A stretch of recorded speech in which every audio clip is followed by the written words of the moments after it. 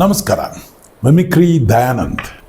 ಇವತ್ತು ನಾನು ಒಂದು ವ್ಯಕ್ತಿ ಬಗ್ಗೆ ನಿಮ್ಮ ಮುಂದೆ ಒಂದು ಚಿತ್ರಣ ಇಡ್ತಾ ಇದ್ದೀನಿ. ಆದರೆ ಆ ವ್ಯಕ್ತಿ ಯಾರು ಅಂದರೆ ಇಡೀ ಕರ್ನಾಟಕದಲ್ಲಿ ಯಾರು ಗೊತ್ತಿಲ್ಲ ಅಂತ ಹೇಳೋಕ್ಕಾಗಲ್ಲ. ಯಾಕೆ ಅಂದರೆ ಹೃದಯಕ್ಕೆ ಭಾಳ ಹತ್ರ ಆಗಿರೋ ವ್ಯಕ್ತಿ, ಹೃದಯ ಬಿಚ್ಚಿ ಮಾತಾಡೋ ವ್ಯಕ್ತಿ. ನಾನು ಈ ಎಪಿಸೋಡ್ ಮಾಡೋದಕ್ಕಿಂತ ಮುಂಚೆ ಒಂದು ಮಾತು ಹೇಳಲೇಬೇಕು.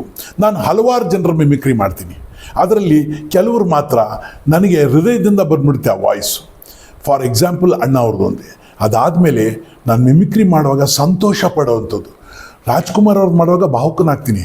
ಆದರೆ ನಾನು ಸಂತೋಷಪಟ್ಟು ಒಂದು ಧ್ವನಿ ಮಾಡ್ತೀನಿ ಅಂದರೆ ಆ ಕಾಲದಲ್ಲಿ ಆವಾಗ ಯಾರೂ ಮಾಡ್ತಾ ಇರಲಿಲ್ಲ.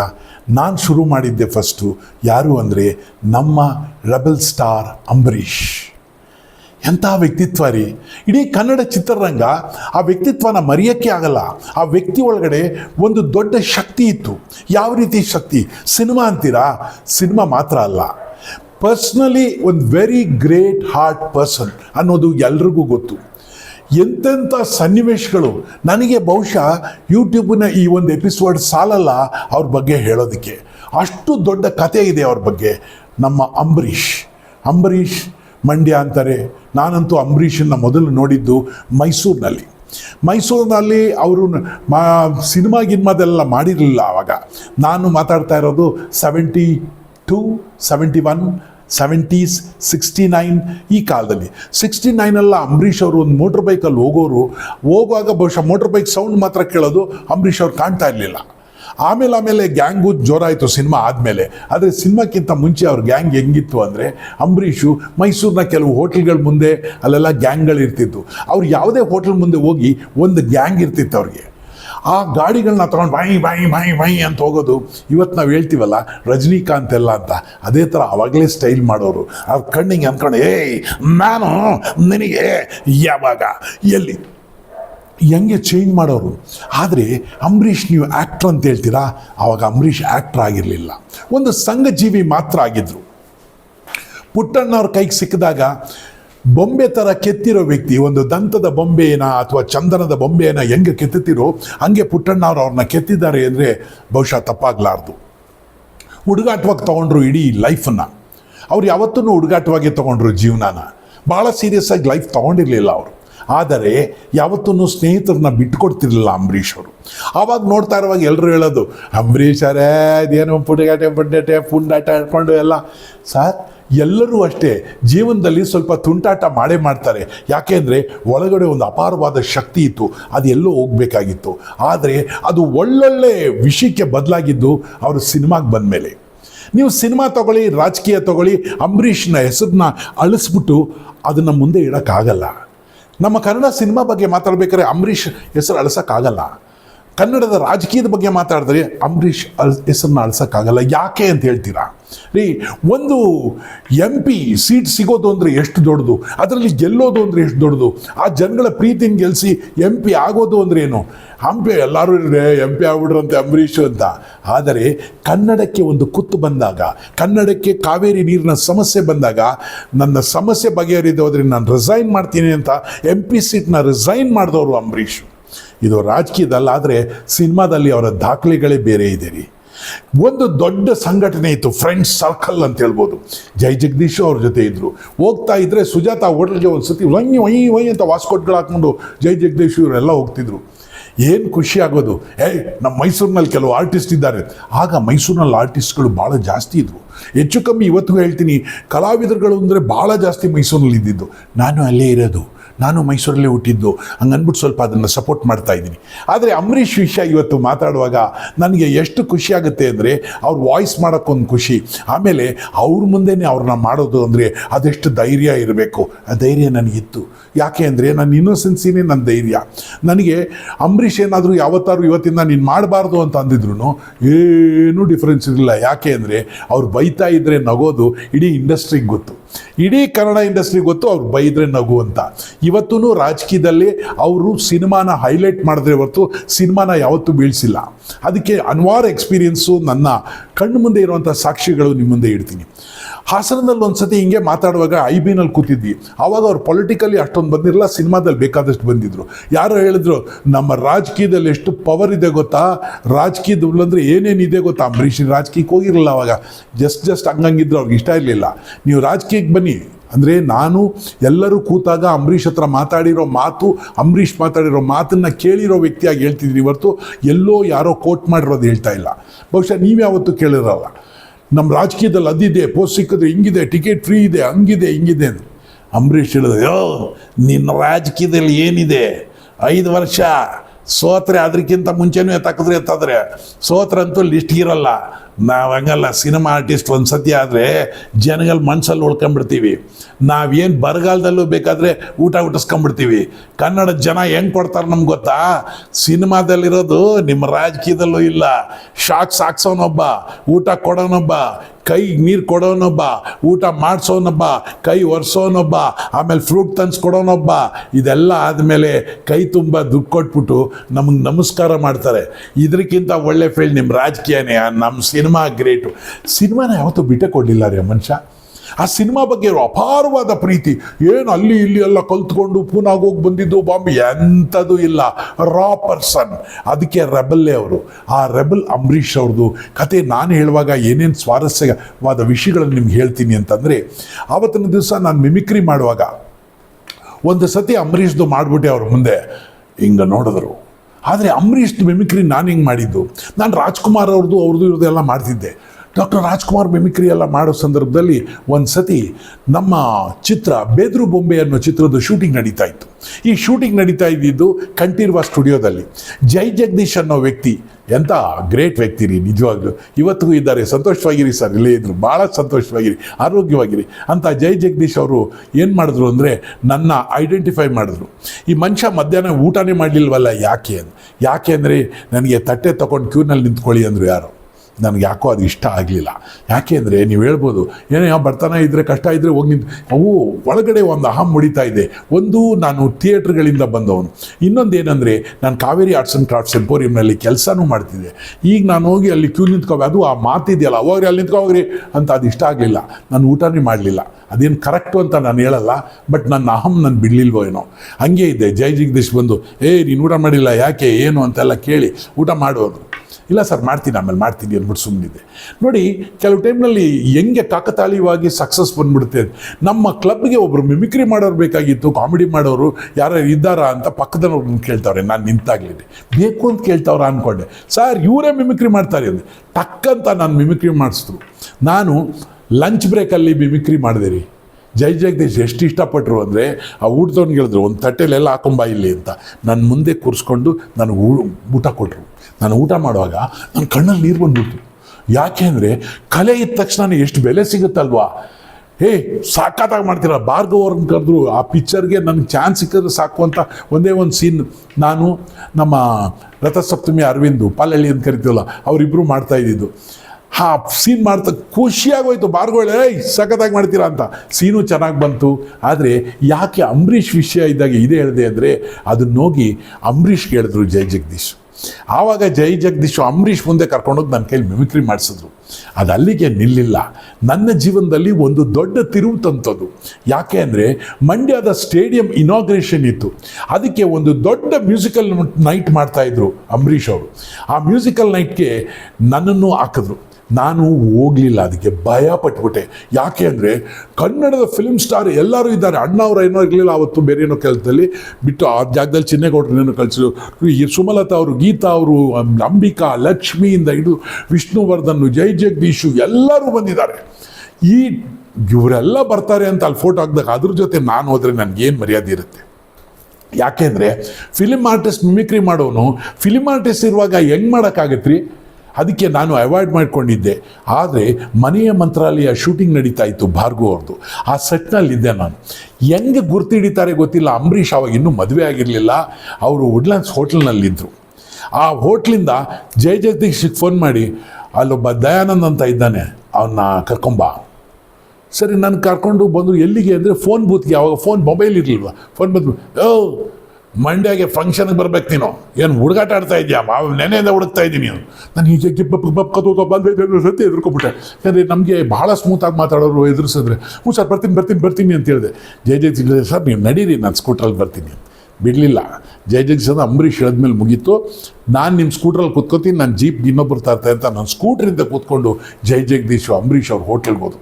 ಅಲ್ಲಿ ಹೋದರೆ ಬಹುಶಃ ಯಾವ ಈವೆಂಟ್ ಮ್ಯಾನೇಜರ್ಸು ಮಾಡೋದಿಲ್ಲ ರೀ.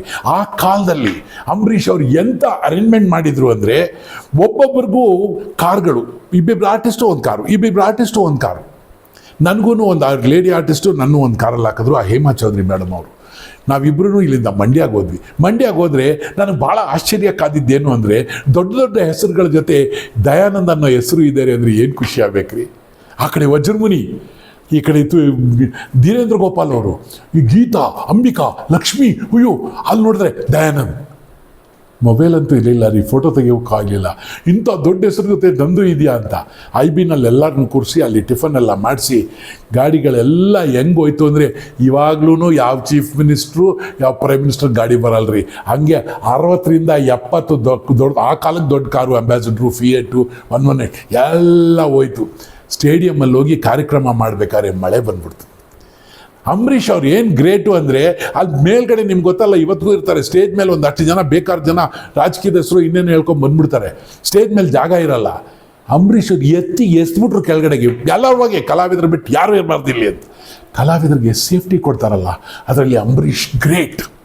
ಆವಾಗ ಹೇಮಾ ಚೌಧರಿ ನನಗೊಂದು ಕತೆ ಹೇಳಿದ್ರು. ಯಾಕೆ ಅಂಬರೀಷ್ನ ಇಷ್ಟು ಇಷ್ಟಪಡ್ತೀರಿ ನೀವೆಲ್ಲ? ಎಲ್ಲರೂ ಅಂಬರೀಷ್ ಸರ್. ಯಾಕೆ ಮೇಡಮ್ ಅಂದೆ, ಯಾಕಂದ್ರೆ ನಂಗೆ ಗೊತ್ತಿರಲಿಲ್ಲ. ಆಗ ಹೇಮಾ ಚೌಧರಿ ಒಂದು ಸಣ್ಣ ಕತೆ ಹೇಳಿದ್ರು ನನಗೆ. ಆ ಕತೆ ನಾನು ನಿಮ್ಮ ಮುಂದೆ ಹೇಳ್ತೀನಿ. ಹೇಮಾ ಚೌಧರಿ ಅವರು ಇವತ್ತು ಇದ್ದಾರೆ. ಆ ಮೇಡಮ್ಮು ಕೇಳಿಸ್ತಾ ಇರ್ತಾರೆ, ಇದನ್ನು ನೋಡ್ತಾ ಇರ್ತಾರೆ. ಹೇಮಾ ಚೌಧರಿ ಅವರು ಹೇಳಿದ್ದು, ನಾನು ಮೈಸೂರಿನಿಂದ ಬೆಂಗಳೂರಿಗೆ ಬರ್ತಾ ಇದ್ದೆ. ಚನ್ನಪಟ್ಟಣದ ಹತ್ರ ರಾತ್ರಿ 10:30 ನನ್ನ ಕಾರ್ ಕೆಟ್ಟೋಯ್ತು. ರೇಡಿಯೇಟರ್ದೇನೋ ಪ್ರಾಬ್ಲಮ್ ಆಗಿ ನನಗೆ ಯಾರಿಗೆ ಫೋನ್ ಮಾಡಬೇಕು ಅಂತ ಗೊತ್ತಾಗಿಲ್ಲ ಇವ್ರಿ. ನಾನು ಇಮ್ಮಿಡಿಯೇಟ್ ಅಂಬರೀಷ್ಗೆ ಒಂದು ಫೋನ್ ಮಾಡಿದೆ. ರಾತ್ರಿ 12 ಗಂಟೆಗೆ ಹೋಟ್ಲಲ್ಲಿ ಇದ್ದಿದ್ದು ಅವ್ರು. ಅವಾಗ ಫೋನ್ ಎತ್ಬಿಟ್ಟು, ಆಯ್ತಮ್ಮ ಅಲ್ಲೇ ಇರು ಅಂದರು. ಇದ್ಬಿಟ್ಟು ಪೊಲೀಸ್ SP-ಗೆ ಫೋನ್ ಮಾಡಿಬಿಟ್ಟು, ನಮ್ಮ ಆರ್ಟಿಸ್ಟ್ ಅವ್ರಿಗೆ ಬೇರೆ ವೆಹಿಕಲ್ ಅರೇಂಜ್ ಮಾಡಿ ಅಂತೇಳಿ ಆ ಗಾಡಿನ ಅಲ್ಲೇ ಇಟ್ಟು, ಇವ್ರಿಗೆ ಬೇರೆ ವೆಹಿಕಲ್ ಅವ್ರ ಮನೆ ತನಕ ಕರ್ಕೊಂಡೋಗಿ ಬಿಟ್ಟಿದ್ದಾರೆ ಪೊಲೀಸ್ನವರು, ವಿತ್ ಎ ಕಾರ್ ಫ್ರಮ್ ಮಂಡ್ಯದಿಂದ ಒಂದು ಒಳ್ಳೆ ಕಾರ್ ತರಿಸಿ. ಆಮೇಲೆ ಮಾರನೇ ದಿವಸ ಆ ಗಾಡಿನ ರಿಪೇರ್ ಮಾಡಿಸಿ ಅಲ್ಲಿಗೆ ತಲುಪಿಸಿದ್ದಾರೆ. ಇದು ಕಲಾವಿದರ ಮೇಲೆ ಇಟ್ಟರು ಗೌರವ. ಇವತ್ತು ಅಂಬರೀಷ್ನ ನಾವು ಯಾಕೆ ಹೊಗಳ್ತೀವಿ ಅಂದರೆ, ಈ ಥರದ ಹಲವಾರು ಕತೆ ಇದೆ ರೀ. ಆ 2-3 ಕತೆ ಹೇಳಲೇಬೇಕು ನಿಮ್ಗೆ ಅಂಬರೀಷ್ಗೆ. ಅಂಬರೀಷ್ ಅಂದ ತಕ್ಷಣ ದಡ್ರು ಅಂದ್ಕೊಂಡ್ಬಿಟ್ಟಿದ್ರು ಎಲ್ಲರೂ. ಭಾಳ ದಡ್ಡ, ದುಡ್ಡು ಕೇಳಿದ್ರೆ ಕೊಟ್ಬಿಡ್ತಾರೆ, ಕಲಿಯೋಕೆ ಕಳ್ಳನ. ನಮ್ಮಲ್ಲಿ ಯಾರಾದರೂ ಒಳ್ಳೆ ಕೆಲಸ ಮಾಡಿದ್ರೆ ಅವನ್ನ ದಡ್ಡ ಅಂದ್ಕೊಳ್ಳೋದು ಜಾಸ್ತಿ ಅಲ್ವಾ? ಅಂಬರೀಷ್ ಅವರು ಎತ್ತಿ ಕೊಟ್ಬಿಡ್ತಾಯಿದ್ರು ದುಡ್ಡನ್ನ. ಅಲ್ಲಿಂದ ಬಂದು ಇಸ್ಪೀಟಲ್ಲಿ ಆಡಿದ್ರದ್ದು ಕೊಟ್ಬಿಡೋರು. ಏನು ಕೊಟ್ಟರೆ ಹುಡುಗರೆಲ್ಲ ಬರೋ ತಗೊಳ್ಳೋ 10 ಸಾವಿರ. ನಾನು ನೋಡ್ತಾ ಇದ್ದೆ, ನೀರಲ್ಲಿ ನಿಂತ್ಕೊಂಡು ಇಸ್ಪೀಟ್ ಆಡೋರು ಅಶೋಕ ಹೋಟ್ಲಲ್ಲಿ. ದುಡ್ಡು ಬಂದರೆ ನಾವೇನೋ ಅಂಬರೀಷ್ ದುಡ್ಡುಗೋಸ್ಕರ ಗೆಲ್ಲೋರು, ಗೆದ್ಬಿಟ್ಟು ಎಲ್ಲ ಹುಡುಗರಿಗೂ ಹಂಚ್ಕೊಂಬರೋರು. ಹಸಿವು, ನೋವು, ಸಂಕಟ ಎಲ್ಲಿದೆ ಅದು ಹೆಂಗೆ ಐಡೆಂಟಿಫೈ ಮಾಡ್ತಿದ್ರೋ ಗೊತ್ತಿಲ್ಲ. ಅದು ಅಂಬರೀಷ್ ಅವ್ರಿಗೆ ಕೊಟ್ಟಿರೋ ಒಂದು ಸ್ಟೈಲ್ ರೀ. ಅದಕ್ಕೆ ಈ ಕತೆ ಕೇಳಲೇಬೇಕು ನೀವು. ಆವತ್ತಿನ ದಿವಸ ಗಂಡ ಹೆಂಡತಿ ಇಬ್ಬರು ಬಂದು ಅಂಬರೀಷ್ ಮುಂದೆ ಕೈ ಮುಗ್ಕೊಂಡು ನಿಂತ್ಕೊಂಡ್ರು. ಏನಕ್ಕೆ ಬಂದಿದ್ದು? ಏನಿಲ್ಲ, ನಿಮ್ಮ ಕಾಲು ಮುಟ್ಟಿ ನಮಸ್ಕಾರ ಮಾಡಿ ಹೋಗ್ಬಿಡ್ತೀವಿ ನಾವು. ಯಾಕಮ್ಮ ಏನಾಯಿತು? ಏನೂ ಇಲ್ಲ, ನಿಮ್ಗೇನು ಹೇಳೋದಿಲ್ಲ, ನಾವು ನಮಸ್ಕಾರ ಮಾಡಿ ಹೋಗ್ತೀವಿ. ಯಾಕೆ ಕರೆದಿಲ್ಲ ನಿನ್ಗಾಮ, ಯಾಕೆ ಎಲ್ಲೋಗೈದ್ಯಾ, ಇನ್ನು ಯಾಕೆ ಕಣ್ಣಲ್ಲಿ ನೀರು ಹಾಕಿದ್ಯಾ? ಅವಾಗಂದ್ರು, ನಮ್ಮ ಯಜಮಾನ್ರಿಗೂ ಕ್ಯಾನ್ಸರು, ನನಗೂ ಕ್ಯಾನ್ಸರು, 45 ಲಕ್ಷ ಬೇಕು, ಅದು ನಮ್ಮ ಕೈಯಲ್ಲಿ ಸಿಗೋಕ್ಕಾಗೋದಿಲ್ಲ, ಅದರಿಂದ ನಾವು ತೀರ್ಕೋತೀವಿ, ಬಟ್ ನಿಮ್ಮನ್ನು ಒಂದು ಸತಿ ನೋಡ್ಬಿಡೋಣ ಅಂತ. ಬೇರೆಯವ್ರಿಗೆ ಅರ್ಥ ಆಗ್ತಿದ್ದೀವ್ರಿ ಬಂದವ್ರೆ ದುಡ್ಡಿಗೆ ಅಂತ. But cancer. ಅಂಬರೀಷ್ ಅವರು ಮನೆ ಕಟ್ಟಬೇಕು ಅಂತ ಇಟ್ಟಿದ್ದು ದುಡ್ಡು ರೀ. ಸ್ವಂತ ಒಂದು ಮನೆ ಕಟ್ಟಬೇಕು ಅಂತ ಫಸ್ಟ್ ಟೈಮ್ ಯೋಚನೆ ಮಾಡಿ ಸಿನಿಮಾ ದುಡ್ಡು. ಆ ಕಾಲದಲ್ಲಿ 45 ಲಕ್ಷ ಅಂದರೆ ಒಂದು ದೊಡ್ಡ ವಿಷಯ ರೀ. ಇನ್ನೊಂದು 3-4 ಲಕ್ಷ ಶಾರ್ಟೇಜ್ ಇದನ್ನ ಇವ್ರ ಹತ್ರ ಎಲ್ಲ ಇಸ್ಕೊಂಡು 45 ಲಕ್ಷ ಮಾಡಿ ಆ ಗಂಡ ಹೆಂಡತಿಗೆ ಕೊಟ್ಬಿಟ್ಟು, ಹೋಗಿ ನೀವು ಆಪ್ರೇಷನ್ ಮಾಡಿಸ್ಕೊಳ್ಳಿ ಅಂತ ಕಳಿಸಿದ್ರು. ನಾನು ಹೇಳ್ತಾ ಇರೋ ಸಮಯ ನೋಡಿ ನೀವು, ಸುಮಾರು 85-86ನೇ ಇಸ್ವಿ ಆ ಕಾಲದಲ್ಲಿ ಹೇಳ್ತಾ ಇದ್ದೀನಿ. ಕಳಿಸಿದ್ರು ಅವ್ರನ್ನ. ಸ್ವಲ್ಪ ದಿನ ಆಯಿತು. ಸ್ವಲ್ಪ ದಿನ ಬಂದಾದ್ಮೇಲೆ ಒಬ್ರನ್ನ ನಗ್ನಗ್ತಾ ಹೇಳಿದ್ರು, ಸರ್ ಅಣ್ಣ ನೀವೆಂಥ ದಡ್ರಣ್ಣ, ಯಾಕೆ? ಅವ್ರಿಗೆ ದುಡ್ಡು ಕೊಟ್ಟು ಕಳಿಸೋಲ್ಲ. ಕೊಟ್ಟೆ ಬಿಡ, ಅವರಿಬ್ರಿಗೂ ಕ್ಯಾನ್ಸರೇ ಇಲ್ಲ, ನಿಮ್ಮ ದುಡ್ಡಲ್ಲ ಅಂಗಡಿ ಮಾಡ್ಕೊಂಡು ಆರಾಮಾಗವ್ರೆ, ಹೋಗಿ ಹಿಡ್ಕೊಂಬ ಅವ್ರನ್ನ, ಹಿಡ್ಕೊಂಡು ಚಚ್ಬಿಡ್ತೀನಿ ಅಂತ ಹೇಳ್ಬೇಕು ತಾನೆ? ಅಲ್ಲ, ಅಂಬರೀಷ್ ಹೇಳಿದ್ದೇನು ಗೊತ್ತಾ? ಅವರು ಕ್ಯಾನ್ಸರ್ ಇದೆ ಅಂದ್ಕೊಟ್ಟೆ, ಕ್ಯಾನ್ಸರೇ ಇಲ್ಲ, ನನ್ನ ದುಡ್ಡಿನಲ್ಲಿ ಒಂದು ಜೀವನ ಕಟ್ಕೊಂಡಿದ್ದಾರೆ, ಇದಕ್ಕಿಂತ ಖುಷಿ ಇನ್ನೇನ್ರಿ ಇದೆ ಅಂದರು. ದಿಸ್ ಇಸ್ ಅಂಬರೀಷ್ ರೀ. ಬಹುಶಃ ಚಿಂತನೆ ಮಾಡೋದಿದೆಯಲ್ಲ, ಅದು ಹೃದಯದಿಂದ ಬಂದ್ಬಿಡ್ತೀವಿ. ಅದು ಸ್ಕೂಲಲ್ಲಿ ಕಳಿಸಲ್ಲ. ಒಳ್ಳೆ ಬುದ್ಧಿ ಕಲಿಯೋದು ಅಂತಾರಲ್ಲ, ಅದು ತಂದೆ ತಾಯಿಗಳ ಸಂಸ್ಕೃತಿ. ಎಷ್ಟು ಜನಕ್ಕೆ ಗೊತ್ತಿದೆಯೋ ಗೊತ್ತಿಲ್ವೋ, ಭಾರತದ ಹೆಮ್ಮೆಯ ಒಬ್ಬ ಸಂಗೀತಗಾರ ಅವ್ರ ತಾತ ಚೌಡಯ್ಯನವರು. ಅವ್ರ ಹೆಸರಲ್ಲಿ ಒಂದು ಸ್ಮಾರಕನೇ ಕಟ್ಟಿಸಿದ್ದಾರೆ. ನನಗೆ ಕೇಳಿಸಿದ್ರೆ ನಮ್ಮ ಅಂಬರೀಷ್ ಹೆಸರಲ್ಲಿ ಒಂದು ಬ್ಯಾಂಕೆ ಕಟ್ಟಬೇಕು ಅಂಥ ಒಂದು ದಾನಶೂರ. ಈ ಥರ ದಾನ ಮಾಡೋ ಅಂಬರೀಷ್ ಅವರು ರೇಸ್ ಆಡ್ತಾಯಿದ್ರು. ಹೇಳ್ತಾರೆ ರೇಸ್ ಆಡ್ತಾರೆ, ಅದರಲ್ಲೂ ದುಡ್ಡು ಬಂದರೆ ತೊಗೊಂಬಂದು ದಾನ ಮಾಡೋರು. ನಾನೊಂದು ದಿವಸ ಅಂಬರೀಷ್ ಅವ್ರನ್ನ ಕೇಳಿದೆ, ಸರ್ ರೇಸ್ದು ಏನೊಂದು ಪಾಸ್ ಬೇಕೇನೆ? ಅವ್ರದ್ದು ಸ್ವಂತ ಕುದುರೆ ಎಲ್ಲ ಇತ್ತು, ಪಾಸ್ ಬೇಕೆ ಅಂತ ಕೊಟ್ಟರು. ನಾವು ಹೋದೆ ರೀ ಒಳಗಡೆ. ನನಗೆ ನಿಜವಾಗ್ಲೂ ಗೊತ್ತಿಲ್ಲ, ನಾನು ಜೀವನದಲ್ಲಿ ರೇಸ್ ಕೋರ್ಸ್ ಒಳಗೆ ಹೋಗಿಲ್ಲ. ನೋಡಿದ್ರೆ ಇದು VIP ಪಾಸ್, ದೊಡ್ಡ ದೊಡ್ಡ ಬುಕೀಸ್ಗೆ ಹೋಗೋ ಪಾಸು. ನಾನು ಯಾರು ಗುರ್ತು ಹಿಡಿತಿಲ್ಲ, ಎಲ್ಲರೂ ಕುದುರೆ ನೋಡ್ತಾವ್ರೆ. ನಾನು ಬೇಜಾರಾಗ್ಬಿಟ್ಟೆ, ಅಯ್ಯೋ ಇಲ್ಲಿ ಯಾರು ಗುರ್ತಿಲ್ಲ. ತಿಂಡಿ ಎಲ್ಲನೂ ಇದೆ, ನೀವು ಏನು ತಿಂತೀರಾ ಕುಡಿತೀರಾ ಎಲ್ಲ ಇದೆ. ನಾನು ಏನೂ ತಿನ್ನಕ್ಕೆ ಹೋಗಿಲ್ಲ, ಕುಡಿಯೋಕೆ ಹಾಕಿಲ್ಲ, ನನಗೆ ಗೊತ್ತಿರೋರು ಯಾರೂ ಇರಲಿಲ್ಲ. ಸುಮ್ಮನೆ ಆ ಕಡೆ ಆರ್ಡಿನರಿಗೆ ಹೋದೆ. ಬೇಜಾನ್ ಜನ ಔಸ್ಕೊಳ್ತಾರೆ ಮುಖ ಎಲ್ಲ ನೋಡಿದ್ರೆ ಎಲ್ಲರೂ ಅಲ್ಲವ್ರೆ, ನಮ್ಮ ಲೆವೆಲ್ಗೆ ಇದಲ್ಲ ಅಂದ್ಬಿಟ್ಟು ವಾಪಸ್ ಬಂದೆ. ಆದರೆ ಅಂಬರೀಷ್ ವಿಷಯ ಮಾತ್ರ ಮರೆಯೋಕ್ಕೆ ಆಗಲ್ಲ. ನಾನು ಇನ್ನೊಂದು ಘಟನೆ ಹೇಳಲೇಬೇಕು. ಅಂಬರೀಷ್ ಅವರ ಧ್ವನಿಯನ್ನು ನಾನು ಮಿಮಿಕ್ರಿ ಮಾಡಿದೆ. ಮಿಮಿಕ್ರಿ ಮಾಡಿದ್ದು ಬರೀ ಸಿನಿಮಾದಲ್ಲಿ ಮಾತ್ರ ಅಲ್ಲ, ಜೀವನದಲ್ಲಿ ಮಾಡಿದೆ. ಆದರೆ ಸಿನಿಮಾದಲ್ಲಿ ಡಬ್ಬಿಂಗ್ ಮಾಡಿದೆ. ಭಾಷಾ ಡಬ್ಬಿಂಗ್ ಮಾಡಿದೆ ಅಂದ ತಕ್ಷಣ ನೀವು ಅನ್ಕೋಬೋದು, ಅವ್ರು ತೀರ್ಕೊಂಡ್ಮೇಲೆ ಅವ್ರದ್ದೇನೋ ಪಿಕ್ಚರ್ ಮಾಡಿದೆ. ಯಾವ ಪಿಕ್ಚರು ಬ್ಯಾಲೆನ್ಸ್ ಇಟ್ಟಿಲ್ಲ ಅಂಬರೀಷ್ ಅವರು. ಅವ್ರು ಬದುಕಿರುವಾಗಲೇ ನನ್ನ ಕೈಲಿ ಮಾಡಿಸಿದ್ರು ಪ್ರೇಮ ರಾಜ್ಯ ಅನ್ನೋ ಪಿಕ್ಚರ್. ಪ್ರೇಮ ರಾಜ್ಯ ಪಿಕ್ಚರ್ ಮಾಡ್ಬೇಕಾದ್ರೆ ಅವ್ರು ಹಾಲೆಂಡಲ್ಲಿದ್ದರು. ಅದರ ಡಬ್ಬಿಂಗ್ ಭಾಳ ಲೇಟಾಗಿ ಆಯಿತು. ಆದ್ದರಿಂದ ಅವ್ರು ಹೇಳಿದ್ರು ದಯಾನಂದ್ ಕೈಯಲ್ಲಿ ಮಾಡಿಸಿ ಅಂತ. ಇವತ್ತು ಆ ಪಿಕ್ಚರ್ಗೆ ಯಾರ್ಯಾರು ಅಸೋಸಿಯೇಟ್ ಡೈರೆಕ್ಟರ್ದು ಎಲ್ಲರೂ ಇದ್ದಾರೆ. ನನ್ನ ಕೈಯಲ್ಲಿ ಇಡೀ ಪ್ರೇಮ ರಾಜ್ಯ ಡಬ್ ಮಾಡಿಸಿದ್ರು. ಡಬ್ ಮಾಡಿಸಿ ಪ್ರೇಮ ರಾಜ್ಯ ಆಮೇಲೆ ಲೇಟ್ ರಿಲೀಸ್ ಆಯಿತು. ಅದಾದಮೇಲೆ ನಾನು ಬರ್ತಾಯಿದ್ದು ಆಪರೇಷನ್ ಅಂತ. ಉಪೇಂದ್ರ ಡೈರೆಕ್ಟ್ರು. ನಾನು ಆ ಪಿಕ್ಚರ್ನಲ್ಲಿ ಆ್ಯಕ್ಟ್ ಮಾಡಿದ್ದೀನಿ. ನನಗೆ ಆ ಪಿಕ್ಚರ್ದು 2 ಇನ್ಸಿಡೆಂಟ್ಸ್ ಹೇಳಬೇಕು. ಒಂದೇನು ಅಂದರೆ, ನಾನು ಅದರಲ್ಲಿ ಫುಲ್ ತಲೆ ಶೇವ್ ಮಾಡಿಕೊಂಡು ಫುಲ್ ಬೋಳ ಗೆಟಪ್ನಲ್ಲಿ, ಇವತ್ತು ನೀವು ಯೂಟ್ಯೂಬಲ್ಲಿ ಸಿಗುತ್ತೆ ನೋಡ್ಬೋದು. ಕನ್ವಾರ್ ನಿನಗೇನು ದುಡ್ಡು ಬೇಕು ಹೇಳೋದು, ನಾನು ಕೊಡ್ತೀನಿ ಅಂತೆಲ್ಲ ಬಾಯಲ್ಲಿ ಕೈ ಹಾಕೋದೆಲ್ಲ ಇಟ್ಕೊಂಡು ಏನು ಮಾಡಿದ್ರು ಅಂಬರೀಷ್ ಹೊತ್ತ ಕಟ್ಟಂದರು, ನೀನು ಈ ಕ್ಯಾರೆಕ್ಟರ್ ಎಷ್ಟೇ ಹೆಂಗಾರು ಮಾಡು, ಆದರೆ ಕನ್ವಲ್ಲಾರ್ ಕ್ಯಾರೆಕ್ಟರ್ ಮುಂದೆ ಅದನ್ನು ಸ್ವಲ್ಪ ಸೈಡಿಗೆ ನಿಂತ್ಕೊಂಡು ಹಿಂಗೆಲ್ಲ ತೋರ್ಸೋಕೆ ಹೋಗಬೇಡ. ಯಾಕೆಂದರೆ ಅಂಬರೀಷಿಗೆ ಮಾಡೋ ಪರವಾಗಿಲ್ಲ, ಕನ್ವರ್ಲಾಲ್ ಕ್ಯಾರೆಕ್ಟ್ರು ಸೃಷ್ಟಿ ಮಾಡಿರೋ ಕ್ಯಾರೆಕ್ಟ್ರು ರಾಜೇಶ್ ಸಿಂಗ್ ಬಾಬು, ಅದನ್ನು ಡೌನ್ ಮಾಡಬೇಡ. ಸಿಲ್ವರ್ ಜೂಬ್ಲಿ ಪಿಕ್ಚರ್ ಅದು. ಆಮೇಲೆ ನಾನು ಉಪೇಂದ್ರ ಬಂದು ನನಗೆ ಹೇಳ್ಕೊಟ್ರು, ಅದನ್ನು ಕಲ್ತ್ಕೊಂಡು ನಾನು ಮಾಡಿದೆ. ಇದಕ್ಕೋಸ್ಕರ 3 hours ಶೂಟಿಂಗ್ ನಿಲ್ಲಿಸಿದ್ರು. ಇದಕ್ಕೆ ಸಾಕ್ಷಿ ಯಾರು ಅಂದರೆ, ನಮ್ಮ ಕರ್ನಾಟಕದ ಪ್ರಖ್ಯಾತ ಸಂಗೀತ ನಿರ್ದೇಶಕ ಗುರುಕಿರಣ್ ಕೂಡ ಆವಾಗ ಪ್ರೇಕ್ಷಕರಾಗಿ ನಿಂತಿದ್ದರು. ಆ ಥರ ಆಪರೇಷನ್ ಹಂತದಲ್ಲಿ ಅಂಬರೀಷ್ಗೆ ಒಂದು ಸ್ವಲ್ಪ ಸೈಡಲ್ಲಿ ವಿಲನ್ ಆಗಿ ನಿಂತಿದ್ದೆ ನಾನು. ಆ ಪಿಕ್ಚರ್ ಮಾಡಾದ್ಮೇಲೂ ಅಂಬರೀಷ್ ಅವರು ಎಲ್ಲ ಬಾರೆಯ ಮಾಡಯ ಮಿಮಿಕ್ರಿ ಮಾಡಯ ಅನ್ನೋರು. ಆದರೆ ಮಂಡ್ಯನ ಬಿಟ್ಕೊಡ್ತಿರ್ಲಿಲ್ಲ. ನಾನು ಮಿಮಿಕ್ರಿ ಮಾಡೋಕ್ಕೆ ನಿಂತರೆ ಸಾಕು, ಯಾವ ಸ್ಟೇಜಲ್ಲಾದ್ರು ಬಂದಕ್ಕೆ ನಮ್ಮ ಮಂಡ್ಯದ ಬಗ್ಗೆ ಹೇಳೋರು. ಅದೇನು ಮಂಡ್ಯದ ಬಗ್ಗೆ ಅಪಾರವಾದ ಪ್ರೀತಿ ಅಂಬರೀಷ್ ಅವ್ರಿಗೆ ಗೊತ್ತಿಲ್ಲ. ನಾನು ಒಂದು ಸತಿ ದುಬೈಗೆ ಹೋದಾಗ, ದುಬೈನಲ್ಲಿ ಅಂಬರೀಷು, ಸುಮಲತಾ ಅವರು, ಅಂಬರೀಷ್ ಅವರ ಮಗ ಎಲ್ಲರೂ ಬಂದಿದ್ದರು. ನಾನು ಕಾರ್ಯಕ್ರಮ ಮಾಡಿದೆ. ಅಂಬರೀಷ್ ಅವ್ರ ಮಗ ಇವತ್ತು ಆ ವಿಷಯ ಹೇಳ್ತಾರೆ. ನಾನು ಕಾರ್ಯಕ್ರಮ ಎಲ್ಲ ಮಾಡಿದೆ, ಮೊಮ್ಮಟಾಗಿ ಬಂತು ಕಾರ್ಯಕ್ರಮ. ಅಂಬರೀಷ್ ಅವರು, ಸುಮಲತಾ ಅವರು ಎಲ್ಲ ನಕ್ಕು ಎಂಜಾಯ್ ಮಾಡಿದ್ರು. ನಾನು ಒಂದು ಮೃದು ಸ್ವಭಾವ ಅಂಬರೀಷ್ದು, ಆ ಒಳಗಿನ ಕ್ಯಾರೆಕ್ಟರ್ ಹೇಳ್ತಾ ಇದ್ದೀನಿ. ನಾನು ಬಂದ ತಕ್ಷಣವೇ ಎಲ್ಲಾಯ್ತಾ ಇದೆಯಾ ಸರ್, ಸ್ಟೇಜ್ ಹತ್ರ ಹೋಗ್ತಾ ಇದ್ದೀನಿ, ಆ ಕಾರ್ಯಕ್ರಮದಲ್ಲಿ ಏನೋ ಒಂದು ಅಡಚಣೆ ಇದೆ ಅಂತ, ಸ್ವಲ್ಪ ಹೊತ್ತು ನೀವು ತಿರ್ಗಾ ಮಾಡಿ ಅಂದರು. ಕೂತ್ಕಾಲಿ ವಾಬ್ಗಳ ಆರ್ಗನೈಸರ್ ಕರೆದ್ರು. ಆವಾಗ ಕರ್ಸೋಕ್ಕೆ ಮಿಠಾಯಿ ಮಾರಕ್ಕೆ ಬಂದವನು. ಹೀ ಈಸ್ ಎ ಸೆಲೆಬ್ರಿಟಿ, ಒಂದು ಸಿನಿಮಾ ನಟ. ನಾನು ಹೆಂಗೆ ಹೋಯ್ತೆ ನೀನು ಹೋಗ್ಬೇಡ. ಅವಾಗ ಫಿಲ್ಮ್ ಆರ್ಟಿಸ್ಟ್ ಅಸೋಸಿಯೇಷನ್ ಎಲ್ಲ ಇದೆಯಲ್ಲ, ಅದ್ರದ್ದು ಒಂಥರ ನಮ್ಮ ಭಯ. ಹೋಗ್ಬೇಡ, ನಾನು ಹೇಳ್ತಾ ಇದ್ದೀನಿ. ನಮಗೆ ಅಧಿಕಾರ, ಅವ್ನು ಹಂಗೆಲ್ಲ ಕರ್ಕೊಂಡೋಗ್ಬೇಕಾರೆ VIP ಜೊತೆನೇ ಬರಬೇಕು, ಅವ್ನು ಬರೋಂಗಿಲ್ಲ ಹಂಗೆ ನಾವು ಅಂಥೇಳಿ ನನ್ನ ಸ್ಟೇಜ್ ಹತ್ರ ಹೋಗಿ ಬಿಡಲಿಲ್ಲ. ಆದರೆ ಲೆಮೋಸಿನ್ ಕಾರಲ್ಲಿ ಉಪೇಂದ್ರ, ಗುರುಕಿರಣ್, ಅಂಬರೀಷು, ನಾನು ಲೆಮೋಸಿನ್ ಕಾರಲ್ಲಿ ಹೋಗಿ ಅಲ್ಲಿ ಇಳಿಬೇಕಾಯಿತು. ಯಾಕೆ ಹಿಂಗೆ ಬರ್ಬೇಕಣ್ಣ, ನೀನು ಅವ್ನು ಏನೋ ಕರೆದೆ ಅಂತ ಹೋಗ್ಬಿಡ್ತೀವಿ, ಹಂಗೆ ಬರೋದು, ನಿನಗೊಂದು ಗೌರವ ಇದೆ. ಎಂತಾದ್ರಿ ಅಂಥ ದೊಡ್ಡ ಸ್ಟೇಜಲ್ಲಿ ಅಂಥ ದೊಡ್ಡ VVIPs ನೋಡ್ಕೊಳ್ಳುವಾಗ ನಾವು ಯಾರು? ಆದರೆ ನಟರನ್ನ ಬಿಟ್ಕೊಡ್ತಾ ಇರಲಿಲ್ಲ ಅಂಬರೀಷು. ಅಂಥ ರೆಬಲ್ ಸ್ಟಾರ್ ಅಂಬರೀಷ್ ಮರೆಯೋಕ್ಕೆ ಆಗಲ್ಲ. ಆಪರೇಷನ್ ಅಂತ ಚಿತ್ರದ ಡಬ್ಬಿಂಗ್ ನಾನು ಮಾಡಬೇಕಾದ್ರೆ ಉಪೇಂದ್ರ ಹೇಳಿದ್ರು, ಪಿಕ್ಚರ್ಗೆ ಇನ್ನೊಂದು ವಾರದಲ್ಲಿ ರಿಲೀಸ್ ಆಗಬೇಕು. ಅಂಬರೀಷ್ ಸರ್ ಊರಲ್ಲಿಲ್ಲ ಸರ್. ಅವ್ರ ಡಬ್ಬಿಂಗ್ ಆಗೋಯ್ತು. ಆದರೆ ಏನೋ ತಾಂತ್ರಿಕ ಅಡಚಣೆಯಿಂದ 3-4 ರೀಲ್ ಆವಾಗ ಅಳಿಸೋಗ್ಬಿಟ್ಟಿದೆ. ಅದರಿಂದ ನೀವು ಡಬ್ ಮಾಡಿ ಈಗ. ಸಾರ್ ಅಂಬರೀಷನ್ ಕೇಳಿದೆ, ನಾನಿದ್ದೀನಿ. ಉಪೇಂದ್ರ ಅಂತ ಅವ್ರು ಹೇಳಿದಾಗ ನಾನು ಏನು ಮಾಡಲಿ? ಅದು ಉಪೇಂದ್ರ ಅವ್ರು ಇವಾಗಷ್ಟು ಪಾಪ್ಯುಲರು ಆಗಿರಲಿಲ್ಲ, ಆದರೆ ಅವ್ರಿಗೆ ಸಿಕ್ಕಾಪಟ್ಟೆ ಸ್ಟ್ರೆಂತ್ ಇತ್ತು ಸಿನಿಮಾ ಮೇಲೆ, ಒಂದು ಹಿಡ್ತಾ ಇತ್ತು. ನೀವು ಮಾಡಿದ್ದೆ ಅನ್ನೋದು ನಾನು ಹಿಡ್ದೀನಿ, ಡೋಂಟ್ ವೆರಿ, ನೀವು ಮಾಡಿ, ನಾನು ಇದ್ದೀನಿ ಅಂಥೇಳಿ ಉಪೇಂದ್ರ ಡಬ್ ಮಾಡಿಸಿದ್ರು. ಉಪೇಂದ್ರ ಏನು ಹೇಳ್ತಾ ಇದ್ದು ಅಂದರೆ, ನೋಡ್ರಿ ಡಬ್ಬಿಂಗ್ ಮಾಡೋದಲ್ಲ ಅವ್ರ ಮಕಾನು ಅಂಬರೀಷ್ ಥರನೇ ಆಗ್ತದೆ ನೋಡಿ ಹಿಂಗಂತಾರೆ ಅನ್ನೋರು. ನನಗೆ ಸರ್ ನನಗೆ ಭಯ ಆಗ್ತಾಯಿದೆ, ಡೋಂಟ್ ವರಿ ಅಂದರು. ಅಂಬರೀಷ್ ಅವ್ರು ಬಂದರು, ಈ ಮಾತು ಮಾತ್ರ ಸತ್ಯ, ಉಪೇಂದ್ರ ಸಾಕ್ಷಿ, ಅದಕ್ಕೆ ಅವರೇ ನಿರ್ದೇಶಕರು. 3 ಸತಿ ಸಿನಿಮಾ ನೋಡಿದ್ದಾರೆ, ಆದರೆ ಅಂಬರೀಷಿಗೆ ಗೊತ್ತಿಲ್ಲ ಅದರಲ್ಲಿ 4-5 ರೀಲ್ ಅವರೆಲ್ಲ ಮಾತಾಡಿರೋದು ನಾನು ಅಂತ.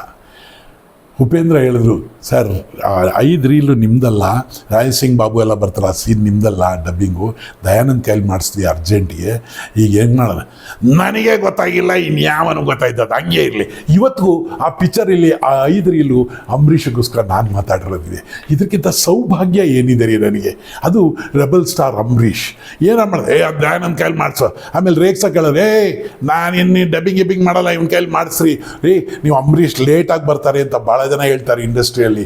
ಆದರೆ ನಾನು ನನ್ನ ಎಕ್ಸಾಂಪಲ್ ಹೇಳ್ತೀನಿ, ಅಂಬರೀಷ್ ಲೇಟಾಗಿ ಬರ್ಬೋದು ರೀ, 10 ಗಂಟೆಗೆ ಬರ್ಬೋದು, 11 ಗಂಟೆಗೆ ಬರ್ಬೋದು, 11:15 ಬರ್ಬೋದು, ಆದರೆ 12 ಗಂಟೆ ಮಾಡೋ ಕೆಲಸನ 3 ಅವರಲ್ಲಿ ಮಾಡೋ ತಾಕತ್ತಿರೋದು ಅಂಬರೀಷ್ಗೆ. ಮೆಮೊರಿ ಅದೇನು, ಆ್ಯಕ್ಷನ್ ಅದೇನು, ಫೈಟ್ ಅದೇನು, ಕಷ್ಟಪಟ್ಟು ಕೆಲಸ ಮಾಡ್ತಾರೆ. ಆದರೆ ಲೇಟಾಗಿ ಬರೋದಂತೂ ಹೌದು. ಡಬ್ಬಿಂಗಿಗೆ ಲೇಟಾಗಿ ಬರ್ತಾರೆ ಅಂತ ಯಾರೋ ಅಂದರು, ಆದರೆ ನಾನು ಹೇಳ್ತೀನಿ, ಒಬ್ಬರು ಒಂದು ಹೀರೋ ಡಬ್ಬಿಂಗ್ ಮಾಡಬೇಕಾದ್ರೆ 4 ದಿನ 3 ದಿನ 5 ದಿನ ಎಲ್ಲ ಮಾಡೋರಿದ್ದಾರೆ. ಆದರೆ ಆ ಕಾಲದಲ್ಲೂ ಅಂಬರೀಷ್ ಅವರು ಕೇವಲ 4ರಿಂದ 5 ಗಂಟೆನಲ್ಲಿ ಇಡೀ ಪಿಕ್ಚರ್ ಡಬ್ ಮಾಡಿ ಮುಸಾಕ್ಬಿಟ್ಟು ಹೋಗ್ಬಿಡೋರು. ಸ್ಕ್ರಿಪ್ಟೇ ನೋಡ್ತಿರಲ್ಲ, ಸೀನಿಂಗ್ ನೋಡೋರು, ಹೌದು ಕಣ ನೀನು ಹೋಗೋ ನೆಕ್ಸ್ಟ್ ಹಾಕೋ. ಸರ್ ರೀಲ್ ಹಾಕೋಕ್ಕೆ ಕಷ್ಟ ಆಗ್ಬಿಡೋದು, ಲೂಪ್ ಹಾಕೋಕ್ಕೆ ಕಷ್ಟ ಆಗ್ಬಿಡೋದು. ಇಷ್ಟು ಫಾಸ್ಟಾಗಿ ಅಂಬರೀಷ್ ಡಬ್ ಮಾಡ್ತಾರೆ ಅಂತ ಯಾರು ನಿಮ್ಗೆ ಹೇಳ್ತಿದ್ರಾ? ಅದು ಅಂಬರೀಷ್ ಬಡ ಕಡೆ ಹಿಂಗೆ ಮಾಡು ಅಂತ ಹೇಳ್ಕೊಡೋರು. ನಿಮಗೆ ದೊಡ್ಡ ಡೈರೆಕ್ಟರ್ನ ಕೂಡ ಕಂಟ್ರೋಲಲ್ಲಿ ಇಟ್ಕೊಂಡು, ನಮಸ್ಕಾರ ಡೈರೆಕ್ಟ್ರೇ ಅಂತ ಒಂದು ದಿವಸ ಡಾಕ್ಟರ್ ರಾಜ್ಕುಮಾರ್ ಅವರ ಚಿತ್ರದಲ್ಲಿ ಇಬ್ಬರು ರಾಜ್ಕುಮಾರು ಇವರು ಆ್ಯಕ್ಟ್ ಮಾಡಿದ್ದಾರೆ. ಅದು ನಿಮ್ಮ ವಿಷಯ ಗೊತ್ತು, ಸಾರ್ಥಕ ಸುವರ್ಣದಲ್ಲಿ ಅಂಬರೀಷು ಹೇಳಿದ್ದಾರೆ, ನಾನು ಇದ್ದೆ ಅವತ್ತು ಕಂಪೇರಿಂಗ್ ಮಾಡಬೇಕಾದ್ರೆ. ರಾಜ್ಕುಮಾರ್ ಅವರು ಒಂದೇ ಹೇಳಿದ್ದು, ನಮ್ಮಿಬ್ಬರದ್ದು ನೀವು ಕಟೌಟ್ ಹಾಕ್ತೀರ, ಆ ಕಟೌಟ್ ಹಾಕಿದಾಗ ಎಲ್ಲೂ 1 ಇಂಚು ಕೂಡ ಅಂಬರೀಷ್ಗಿಂತ ಹೈಟ್ ನಂದು ಜಾಸ್ತಿ ಇರಬಾರ್ದು, ಅಂಬರೀಷ್ಗಿಂತ ಹೈಟ್ ಆಗಿರೋ ಕಟೌಟ್ ನಾನು ಹಾಕಬಾರ್ದು. ಅಂಬರೀಷ್ ಹುಟ್ಟೋದಕ್ಕಿಂತ ಮುಂಚೆ ಅವಾರ್ಡ್ ತೊಗೊಂಡಿರುವಂಥವ್ರು ಡಾಕ್ಟರ್ ರಾಜ್ಕುಮಾರ್. ಆದರೆ ಅಂಬರೀಷ್ ಅವ್ರಿಗೆ ಅದೇ ಮರ್ಯಾದೆ ಕೊಡೋರು. ಶೂಟಿಂಗ್ ಟೈಮಲ್ಲಿ ಹೋಗ್ಬೇಕಾದ್ರೆ ಅಂಬರೀಷ್ ಅವರೇ ನಾಳೆ ಶೂಟಿಂಗು ಅಂದರೆ, ಸರಿ ಅಣ್ಣ ಎಷ್ಟು ಗಂಟೆಗೆ ಬರಬೇಕು, ನೀವು ಯಾವಾಗ ಬರ್ತೀರೋ ಆವಾಗ ಶೂಟಿಂಗಪ್ಪ, ನಾವು ಕಾಯ್ತಾ ಇರ್ತೀವಿ ಅಂತ ಹೇಳೋರು ಅಣ್ಣವರು. ಅಣ್ಣವ್ರಿಗೆ ಭಾಳ ಪ್ರಿಯವಾದ ಒಂದು ದೊಡ್ಡ ಮಗ ಇದ್ದಂಗೆ ಅಂಬರೀಷ್ ಅವರು. ಇದು ಅಣ್ಣವ್ರ ಹತ್ರ ಮಾತ್ರ ಅಲ್ಲ, ಇಡೀ ಕನ್ನಡ ಚಿತ್ರರಂಗದ ಪ್ರತಿ ಒಬ್ಬ ನಟನ ಕೇಳಿ ಅಂಬರೀಷ್ ಬಗ್ಗೆ ಹೇಳೋದಕ್ಕೆ ಒಂದು ಕತೆ ಇರುತ್ತೆ ಅವ್ರಿಗೆ. ಅಂಬರೀಷ್ ಅವ್ರ ಜೊತೆ ಬಂದಿದ್ರು, ಅವ್ರ ಜೊತೆ ಇದ್ರು. ನೀವು ಯಾರ ಮುಂದೆ ಆದರೂ ಏನಾದ್ರು ತಪ್ಪು ಮಾತಾಡಿ, ಅಂಬರೀಷ್ ಮುಂದೆ ತಪ್ಪು ಮಾತಾಡೋಕ್ಕೆ ಹೋಗ್ಬೇಡಿ. ಯಾಕೆಂದರೆ ಒಳಗಡೆ ಹೃದಯ ಇದಲ್ಲ, ಅದು ಫುಲ್ ಕ್ಲೀನ್ ಇತಿಹಾಸದಲ್ಲಿ ಇರ್ತಾರೆ ಅಂಬರೀಷ್. ಒಂದು ದಿವಸ ನಾನು ಮೈಸೂರಿನ ಬಸ್ ಸ್ಟಾಪಲ್ಲಿ ನಿಂತಿದ್ದೀನಿ, ಮಿಮಿಕ್ರಿ ಪ್ರೋಗ್ರಾಮ್ ಮುಗಿಸ್ಕೊಂಡು ಸೂಟ್ ಕೇಸ್ ತೊಗೊಂಡು ಬೆಳಗ್ಗೆ 10:30 ನನಗೆ ಅರ್ಜೆಂಟ್ ಹೋಗಬೇಕು ಬೆಂಗಳೂರಿಗೆ. ಮಧ್ಯಾಹ್ನದ ಬೇರೆ ಅವಾಗೆಲ್ಲ 3-4 ಅವರ್ 5 ಅವರ್ ಆಗುತ್ತಲ್ಲ ಬಸ್ಸಲ್ಲಿ ಬಂದು. ಟೈಮ್ ಆಯಿತು, ನಾನು ಪ್ರೋಗ್ರಾಮ್ಗೆ ಹೋಗಬೇಕು. ಅವು ಫೋನ್ ಇಲ್ಲದೆ ಇರೋ ಕಾಳ ಒಂದು ಡ್ಯಾಟ್ಸನ್ ಕಾರ್ ವೈ ಅಂತ ಬಂದು ಕ್ಯಾನ್ ಬ್ರೇಕ್ ಹಾಕಿದ್ರು. ನಾನು ನೋಡಿದೆ, ಯಾರದು ಆಕ್ಸಿಡೆಂಟ್ ಆಯ್ತಾ ಅಂತ ನೋಡಿದ್ರೆ ಹಂಗೆ ಝಾಯ್ ಅಂತ ರಿವರ್ಸ್ ಬಂದ್ಬಿಟ್ಟು ಕೂತ್ಕೊಳ್ಳಲ್ಲ ಕೂತ್ಕ ಅಂದರು. ಅಂತ ಕೂತ್ಕೊಂಡೆ ಸರ್. ಆಮೇಲೆ ಗಾಡಿ ಅದು ಯಾವ ಊರಿಗೆ ಹೋಯ್ತು ಅಂತ ಗೊತ್ತಾಗಲಿಲ್ಲ ನನಗೆ, ಯಾವ ಏರಿಯಾ ಅಂತ ಗೊತ್ತಿಲ್ಲ, ಯಾವ ರೋಡ್ ಅಂತ ಗೊತ್ತಿಲ್ಲ. ಆದರೆ ಗಾಡಿ ಅಲ್ಲೇ ಇದೆ, ಮರ ಬರ್ತಾ ಇದೆ ಅಂದ್ಕೊಂಡಿದ್ದೀನಿ.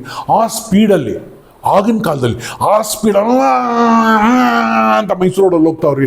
ನಾನು ಏನು ಕಾಫಿ ಕುಡಿತೆ, ತಿಂಡಿ ತಿಂತೀವಿ, ಕಾಫಿ ತಿಂಡಿನ ಎಲ್ಲ ಗುರ್ದ ಎಲ್ಲ ಈ ಹಾರ್ಟೆಲ್ಲ ಇಲ್ಲಿ ಬಂದ್ಬಿಟ್ಟಿದೆ ನನಗೆ.